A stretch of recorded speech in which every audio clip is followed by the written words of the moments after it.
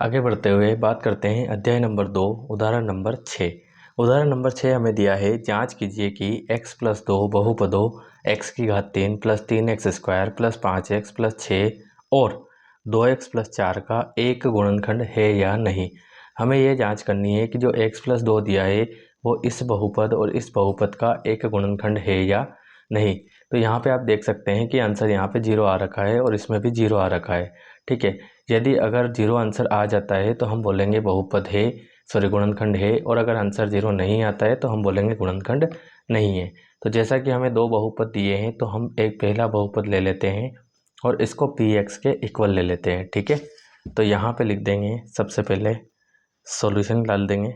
ठीक है, उदाहरण नंबर 6 बहुपद हमें क्या दिया है, तो बहुपद हमें दिया है p of x is equal to, हमने मान लिया यहाँ पे, और क्या दिया है x की घात 3, फिर प्लस में हमें दिया है 3x स्क्वायर 5x और प्लस में 6। ठीक है, ये हमें यहाँ पे बहुपद दिया है। अब इसमें हमें x प्लस 2 रखना है। ठीक है, तो जो x प्लस 2 दिया है उसका हमें शून्यक निकालना पड़ेगा। तो शून्यक निकालने के लिए हम क्या करते हैं, जो x प्लस 2 दिया है उसको मान लेते हैं 0 के बराबर। कि यदि x प्लस 2 0 है तो हम क्या कर देंगे, x बराबर प्लस का 2 उस तरफ चला जाएगा तो काय का हो जाएगा माइनस का 2। तो यहाँ पे x बराबर हम रख देंगे माइनस का 2। तो कहने का मतलब जो बहुपद आपको दिया है उसमें हम रख देंगे माइनस का 2। तो देखो यहाँ पे x है तो x की जगह रख देंगे -2 बराबर, जहाँ जहाँ x नज़र आता है वहाँ पे आपको -2 रख देना है। x की घात 3 है तो यहाँ रख देंगे माइनस का घात 2 प्लस 3 गुणित x की जगह फिर से -2 प्लस 5 गुणित x की जगह -2 और प्लस का 6। ठीक है, तो जहाँ जहाँ x नज़र आया था वहाँ पे हमने -2 रख दिया है। अब यहाँ पे -2 की घात 3 है तो इसको आपको 3 बार लिख के गुणा करना है। ठीक है, कितनी बार लिख के, 3 बार। तो पहले चिन्ह का गुणा करते हैं, माइनस का माइनस से गुणा करेंगे तो माइनस माइनस प्लस हो जाएगा, फिर प्लस का गुणा माइनस से करेंगे तो माइनस ही आ जाएगा। उसी प्रकार 2 का 2 से करेंगे, 2 दूनी 4, फिर 4 दूनी 8, तो इसका आंसर आएगा 8। ठीक है, यहाँ पे 3 गुणित, देखो -2 की घात 2 है तो माइनस माइनस प्लस, 2 दूनी 4, तो ये हो जाएगा 4। फिर यहाँ पे ये प्लस का 5 है और ये माइनस का 2 है, दोनों के बीच में गुणा है तो प्लस का माइनस से गुणा करते हैं तो माइनस 5 दूनी क्या हो जाएगा 10 और ये प्लस का 6। ठीक है, यहाँ तक क्लियर। नेक्स्ट स्टेप में -8, 3 चौक 12, -10 और प्लस का 6। ठीक है, तो यहाँ पे अब हम इसका जोड़ घटाव कर लेते हैं। पहले इन दोनों स्टेप्स का देखते हैं। देखो 12 प्लस का है और 8 माइनस का है, तो 12 माइनस 8 करेंगे तो हो जाएगा 4, जो कि प्लस का ही आएगा, बड़ी संख्या प्लस की है।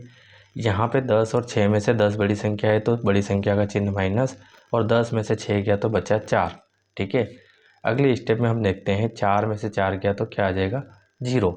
अब चूँकि यहाँ पे 0 आ गया है तो हम क्या लिखेंगे कि x प्लस 2 दिए गए बहुपद का,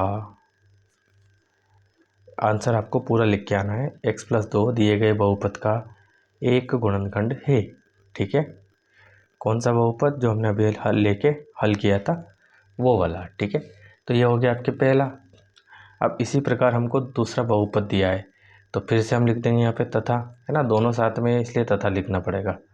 ठीक है, तो तथा बहुपद, अब जो हमको बहुपद है उसको हम qx के बराबर ले लेते हैं। ठीक है, तो वो हमें क्या दिया है, यहाँ पे 2x प्लस 4 दिया है। क्या दिया है, 2x प्लस 4 दिया है।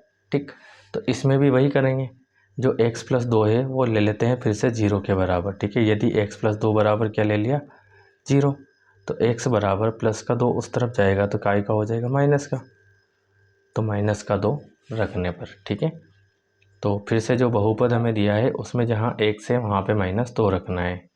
तो ये q और x की जगह -2, 2 गुणित इस x की जगह -2 और ये प्लस का 4। ठीक है, तो बराबर गुणा करेंगे, 2 का 2 से करेंगे, 2 दूनी 4 और प्लस का 4।